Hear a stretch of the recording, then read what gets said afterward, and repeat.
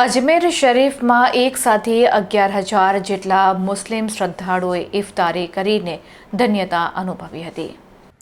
રાજસ્થાનના અજમેરમાં આવેલ વિશ્વ પ્રસિદ્ધ ખ્વાજા ગરીબ નવાઝની દરગાહ હંમેશાથી કોમી એકતા અને ભાઈચારાનું પ્રતીક રહી છે. પવિત્ર રમઝાન માસ દરમિયાન અહીં શ્રદ્ધા અને સેવાના અનોખા દ્રશ્યો જોવા મળી રહ્યા છે. ગઈકાલે 20મા રોઝાના અવસરે દરગાહ પરિસરમાં એક ભવ્ય ઇફતાર પાર્ટીનું આયોજન કરવામાં આવ્યું હતું, જેમાં 11,000થી વધુ શ્રદ્ધાળુઓએ જ્ઞાતિ જાતિના ભેદભાવ ભૂલીને એકસાથે રોજો ખોલ્યો હતો. ભવ્ય આયોજન અને વ્યવસ્થા દરગાહ કમિટી અને ખાદિમ સમુદાય દ્વારા કરવામાં આવ્યું હતું. સાંજ પડતાની સાથે જ દરગાહની અંદર અને આસપાસના વિસ્તારોમાં શ્રદ્ધાળુઓની ભારે ભીડ ઉમટી પડી હતી.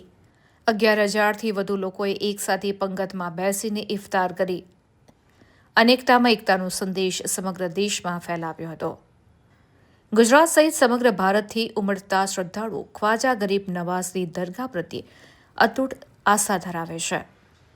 રમઝાન માસમાં અહીં ગુજરાત, મહારાષ્ટ્ર, દિલ્હી, ઉત્તર પ્રદેશ સહિત દેશના ખૂણે ખૂણેથી હજારોની સંખ્યામાં શ્રદ્ધાળુઓ આવતા હોય છે. માન્યતા છે કે દરગાહ શરીફમાં રોજો ખોલવાનું વિશેષ ધાર્મિક મહત્વ રહેલું છે. તેથી સાંજ સમયે અહીં શ્રદ્ધાળુઓનું મહેરામણ ઉમટી પડતું હોય છે.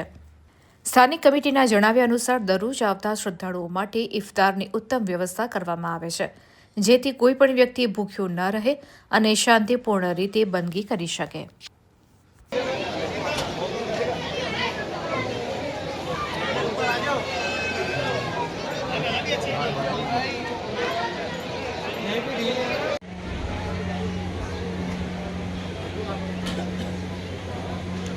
તો છે જ